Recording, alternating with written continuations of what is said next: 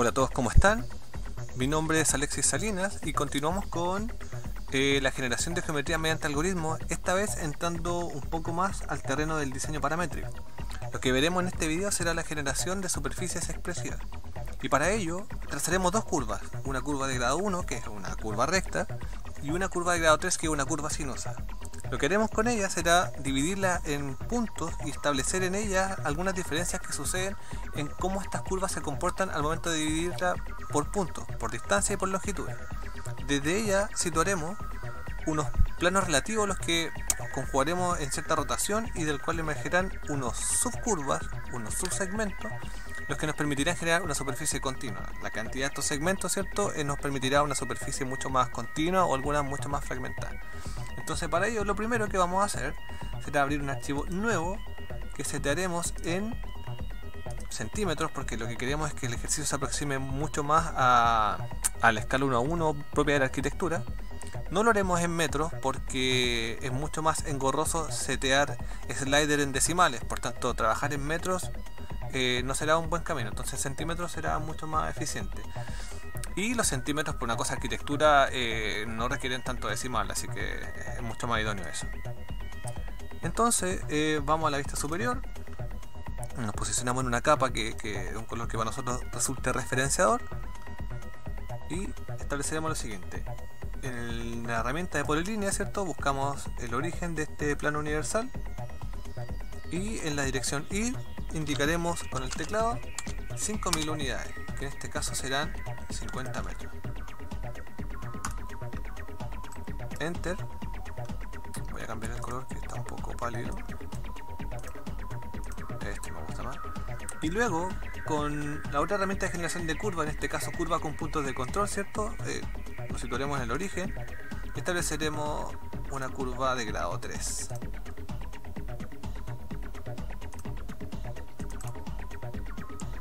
Y desplazaremos arbitrariamente hacia el... Para no olvidarnos de las dimensiones, ¿cierto?, vamos a una capa nueva, cambiamos un color que resulte referenciador y lo que voy a hacer, las voy a acotar solamente para tener conciencia de cuál dimensión, y la voy a editar a conveniencia. Esto es estético nomás, si ustedes quieren lo dejan así, yo soy un poco más quisquilloso con eso. Ok, quizás fue mucha la separación.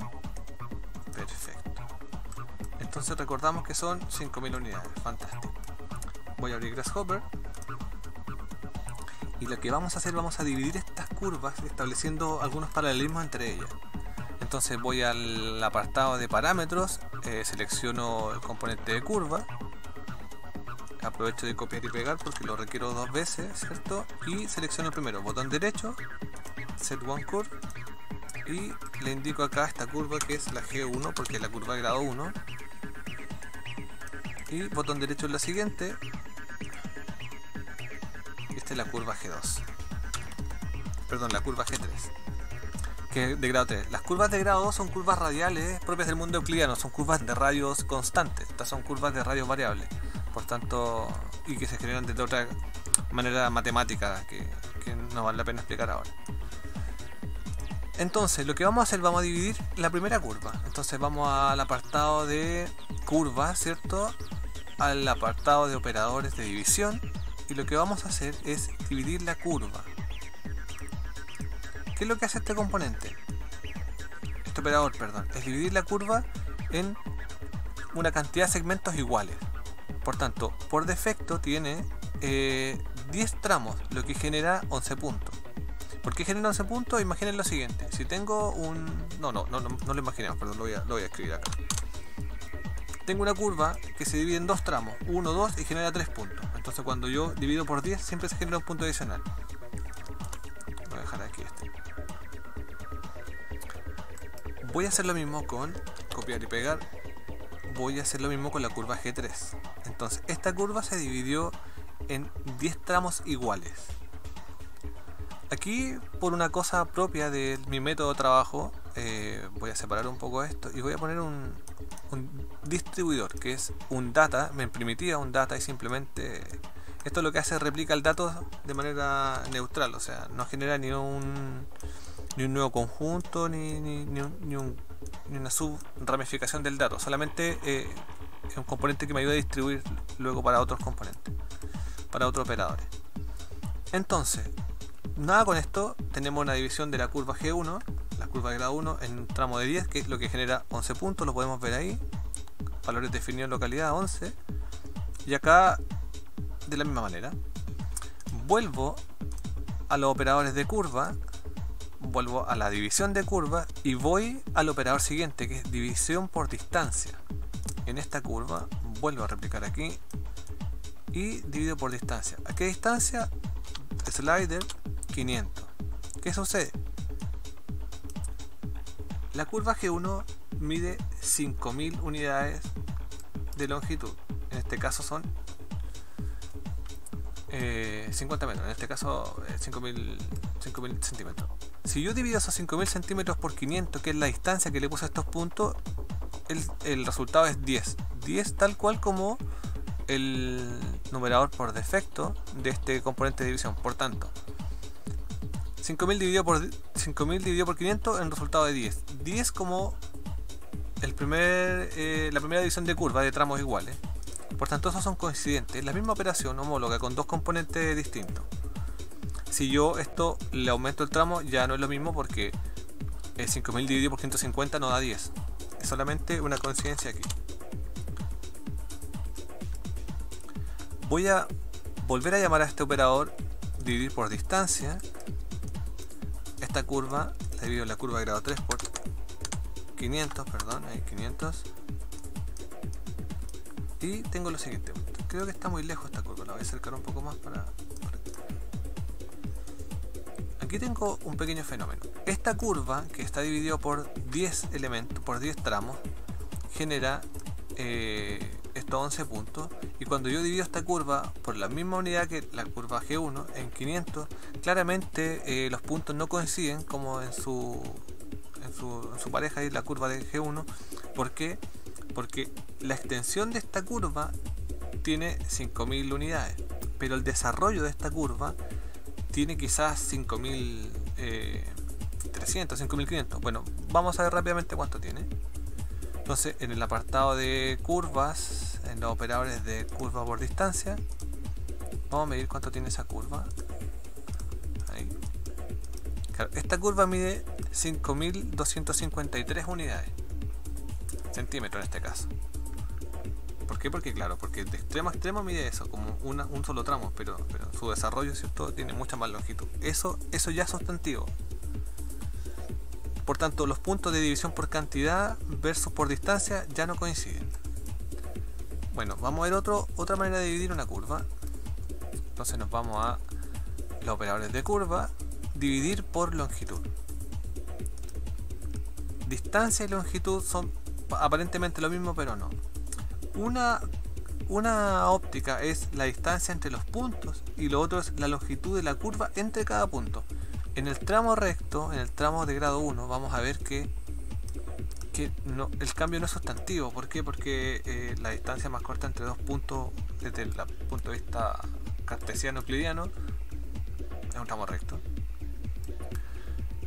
Sin embargo, cuando aplicamos este mismo operador, dividir curva por longitud,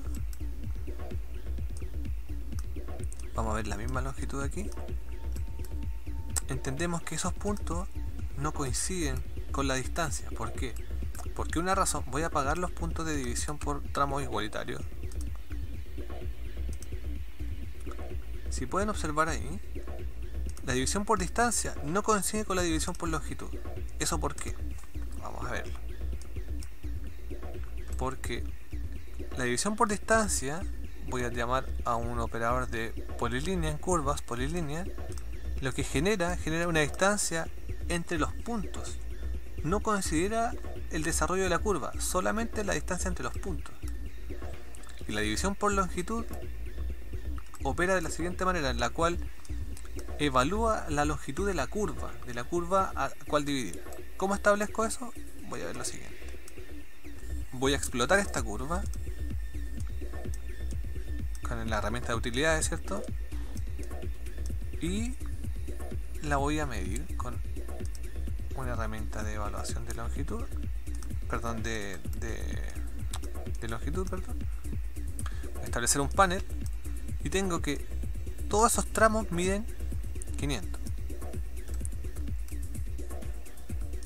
Por tanto, es la distancia entre los puntos. Pero ¿qué es lo que voy a hacer para comprobar esto? Voy a estar aquí. Voy a hacer que esta curva se divida en esos puntos, pero su tramo. Voy a hacer que la curva se divida en esos puntos. Voy al apartado de curva, ¿cierto? En una herramienta que se llama Shader. No sé si lo pronuncio bien, pero Shader. ¿Y qué me pide esto? Me dice, ¿cuál es la curva que yo quiero seccionar? La curva, en este caso la curva grado 3. ¿Y dónde la quiero seccionar? Bueno, en mi parámetro T. Y lo que tengo aquí, tengo una serie de tramos, ¿cierto? Tengo 11 tramos planares. ¿Cuánto mide cada uno de esos tramos? Bueno, vamos a preguntar aquí. Esto es solamente para explicar la diferencia. Después ustedes no van a tener que realizar esto porque ya van a entender qué herramienta les sirve para realizar tal o cual acción.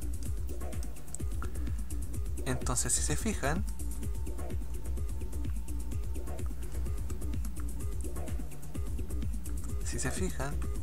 los tramos son parecidos, pero no son iguales. Son de 501, el otro de 501, hay uno de 508 que quizás este es más pronunciado. Y bueno, y el residuo, que es el delta, que está al final, que es 203, pero ese no es un punto entre, sino que es un tramo sobrante. Y cuando yo hago esta división por longitud, entonces voy a ver aquí, entonces voy a copiar esto. ¿Qué es lo que yo quiero ver? Mi curva, ¿cierto? ¿En cuál parámetro? En el parámetro de esta división, de la división por longitud. Que voy a entender aquí que esos tramos curvos, voy a apagar esto para no confundir. Los tramos curvos, también voy a apagar la curva de origen para no confundir aquí.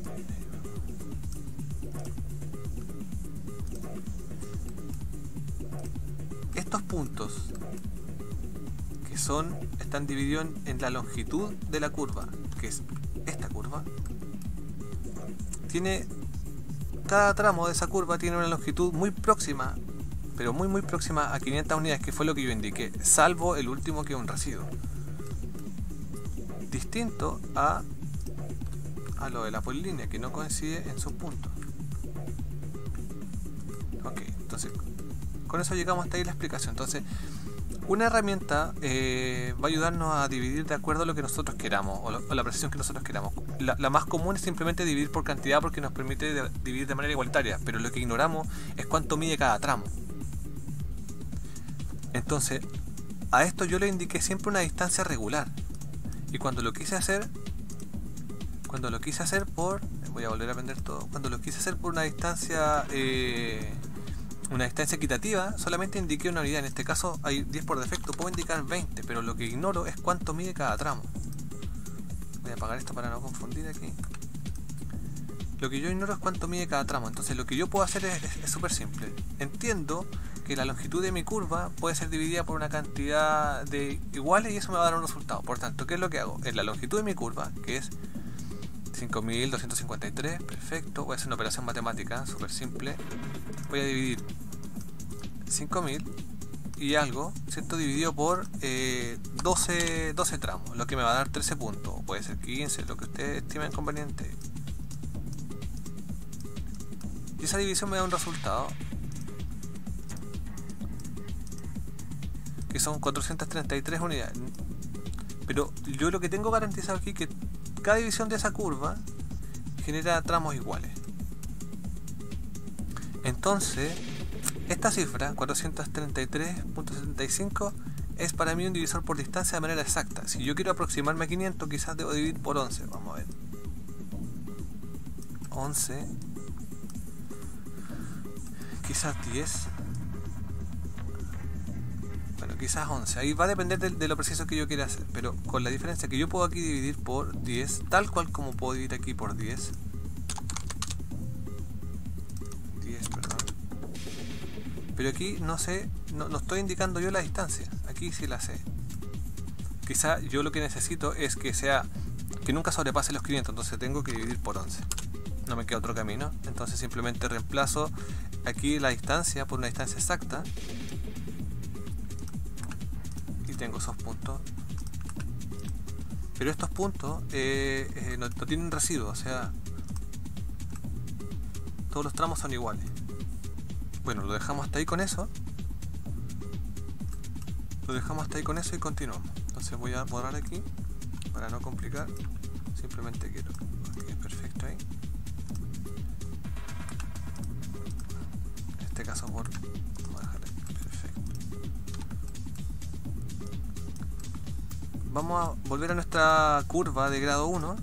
Y lo que yo voy a hacer, voy a dividir por otro método que es similar a este, pero con la diferencia es que me genera plano relativo. Entonces voy a curvas, división por frame horizontales.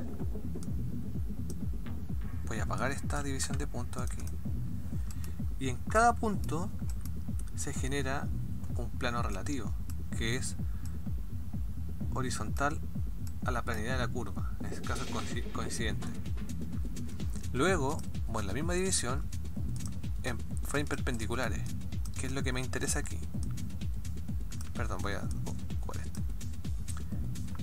apagar este frame acá, y es perpendicular a este frame. ¿Dónde está la diferencia sustantiva? Es que en este frame el Z es perpendicular al plano universal, o sea, su Z es coincidente. Sin embargo, en el otro frame, el Z está en la dirección de la curva. Eso es sustantivo. Y hay una tercera manera, que es dividir por en frame, y que genera, vamos a ver, los tres. Entonces este es perpendicular, perdón, este es horizontal a la curva, este es perpendicular a la curva, y este es alineado a la curva. Esto igual es un poco relativo de acuerdo a la dirección de la curva, pero aquí no tiene mayor importancia. Sin embargo, en la curva de grado 3 sí. Vamos a hacer lo mismo con la otra curva. Vamos a ir acá, la vamos a separar un poco. Voy a apagar la de los puntos porque esto creo que ya está clarificado. Pero voy a solamente apagar, no desactivar. Perfecto. Voy a hacer lo mismo. Voy a dividir la curva en, perdón, primero en su plano horizontal. ¿Y qué es lo que primero tengo acá? Que cada horizontalidad se alinea a la dirección de la curva. Por tanto, sigue cierta dirección los planos relativos, como se orientan en cada punto tangencial a la curva. Cuando divido esta misma curva, voy a separar esto un poco. Cuando divido esta misma curva por un frame perpendicular, ese plano relativo se sitúa perpendicular a ese punto singular en la que estoy dividiendo esta curva. Estoy dividiendo en tramos regulares. Ok.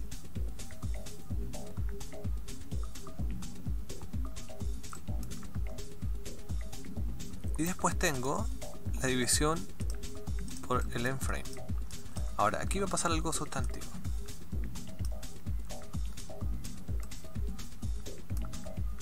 Este plano es coincidente con el plano horizontal, pero vamos a establecer lo siguiente. En el end frame de la curva G1 voy a hacer lo siguiente. En el apartado de curvas primitivas voy a establecer una línea con dirección, o sea, una línea SDL.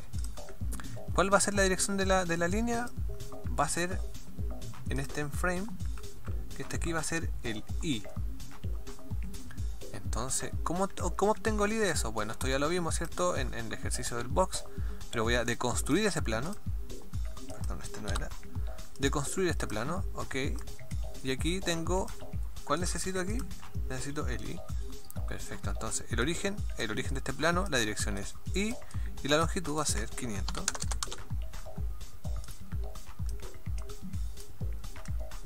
Perfecto, y ahí está.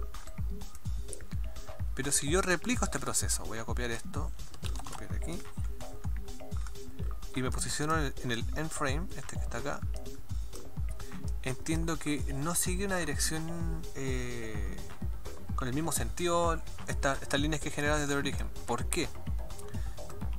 Lo voy a hacer en Z para que pueda ser parecido a acá. Si se fijan, no todos los Z están hacia arriba. ¿Por qué? Voy a apagar un poco estas cosas aquí. Porque este end frame, que aparentemente no le sucede nada en la curva G1, porque la curva es regular y tiene un solo sentido y una dirección. En la curva grado 3, las curvas de grado 3, cuando cambian en la orientación de la curva, sucede un asunto teórico geométrico que se llama punto de singularidad, en la cual la curva cambia de sentido y cambia de orientación, y por tanto sus planos apuntan a sentidos distintos. Por ejemplo, aquí, en algún punto de aquí, que no vamos a profundizar en analizar eso todavía, porque si no este video se extendería, ya creo que ya está un poco largo. Aquí ocurre un punto singular donde esta curva cambia de sentido, o sea, su curvatura empieza a ser convexa para ser cóncava o viceversa. En ese sentido, su vector perpendicular z, en este caso es positivo y en el otro lugar es negativo. Por tanto, si nosotros queremos situar una subcurva que siempre esté en el z positivo, nos convendrá que este vector de construido no esté con un end frame, sino con un frame horizontal. ¿Por qué? Porque su z siempre es positivo.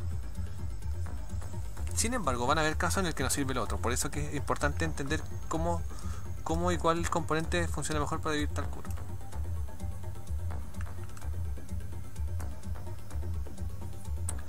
Bueno, volvemos a la curva G1. Esto lo voy a apagar para... En la curva G1 tengo una serie de líneas que voy a hacer la siguiente operación. Voy a apagar un poco de cosas para... eso aquí. Voy a reemplazar este end frame por un frame perpendicular. Lo voy a reemplazar. ¿Qué es lo que va a suceder? Que como este frame es perpendicular, ¿cierto? El que está hacia dirección coincidente con Z es su X. Por tanto, simplemente aquí reemplazo X y ya está. Es lo mismo. ¿Por qué me interesa esto? Porque yo quiero rotar esos frames. Entonces, ¿qué es lo que voy a hacer? Voy a hacer una superficie entre todas estas líneas con superficie, un loft. Voy a hacer una transición entre ellas. Y esta superficie, en rigor, podría haber sido lo siguiente. Voy a ir a superficie, extrusión. Yo podría haber tomado la curva de origen, ¿cierto? Y haberla extruido en el Z universal. ¿Cuánto? Las mismas 500 unidades.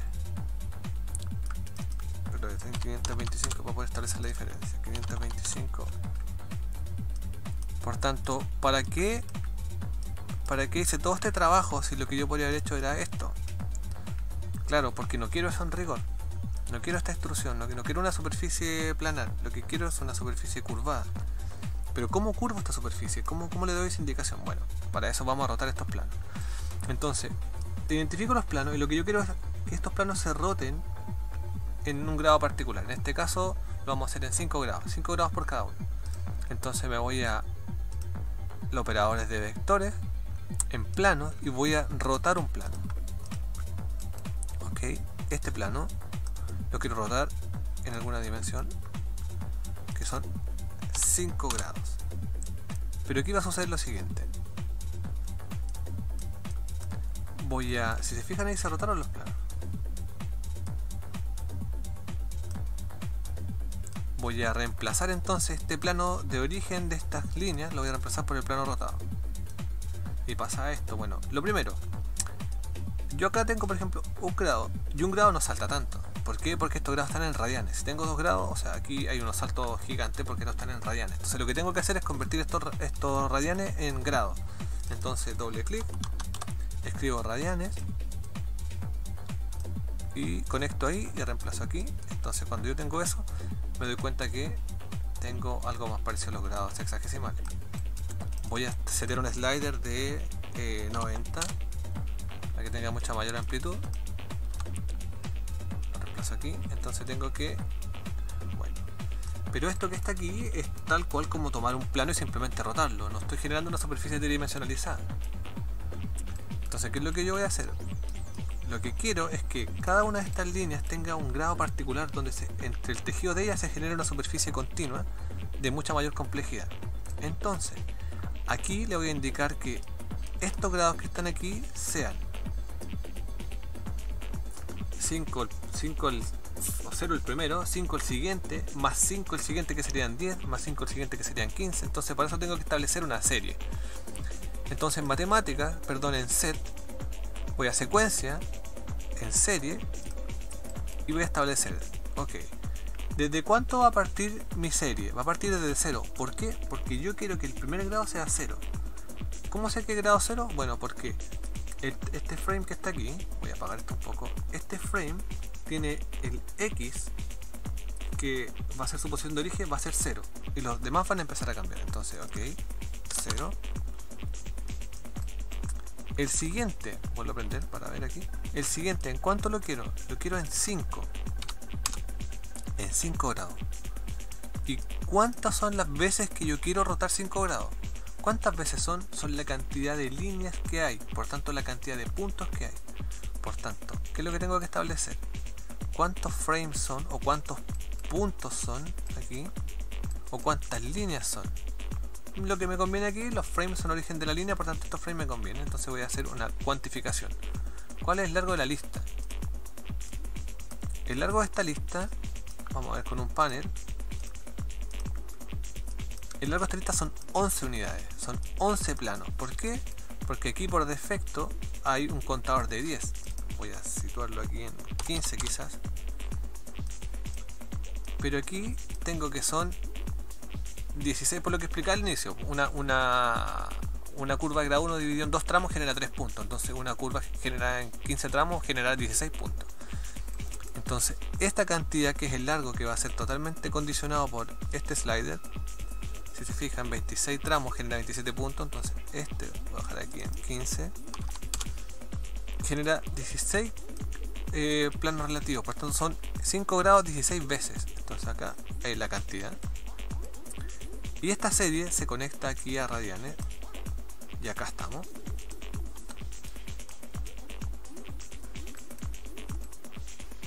Aquí estamos. ¿Qué es lo que estoy indicando acá? Que en la primera ubicación está en la posición 0 y después progresivamente hay 5 grados. Lo que yo puedo hacer es maximizar eso y dejarlo hasta ahí. Perfecto. Puedo aumentar la cantidad de puntos y claramente esta superficie se me genera a ras de suelo, lo que empieza a ser una contrariedad. ¿Qué es lo que yo quiero establecer? Que esta superficie nunca toque el suelo. Entonces, ¿qué es lo que tengo que establecer? Es que arranque desde menos grados, o sea, desde grados negativos hasta grados positivos. Por tanto, lo que yo voy a establecer aquí es que esto arranque en, por ejemplo, aquí. En matemáticas, voy a decirle que este valor sea negativo. Y va a arrancar desde acá, de 35 grados. Ahí jamás me va a tocar el suelo. Y para cerrar este video, que va a tener segunda parte, para cerrar este video lo que voy a hacer, voy a tomar toda esta definición, ¿cierto? Y voy a reemplazar toda esta definición en mi siguiente curva. Entonces tomo todo esto aquí, copiar, pegar, y simplemente aquí reemplazo mi curva y tenemos lo siguiente. Aquí, ¿qué sucede? Bueno, examinemos. Todo es por los planos relativos. Bueno, aquí se ve un poco torpe la generación de la superficie. Bueno, ¿por qué? Porque estamos en una versión de baja calidad, ¿cierto? Este apartado, High Quality, y podemos sortear eso. Voy a apagar todo y voy a ver qué sucede acá. Tengo estas curvas, ok, genero las líneas de donde voy a empezar a prender componentes, ¿cierto? Prender operadores con la tecla Shift presionada. Y tengo que, estoy rotando ¿dónde? Ah, estoy rotando, ok. Estoy generando líneas en... Sí, esto está torpe porque se está generando las líneas desde el vector X. Simplemente reemplazo en Y. Esto hacia arriba. Y eso es. Lo dejamos hasta aquí. y continuamos en el siguiente video.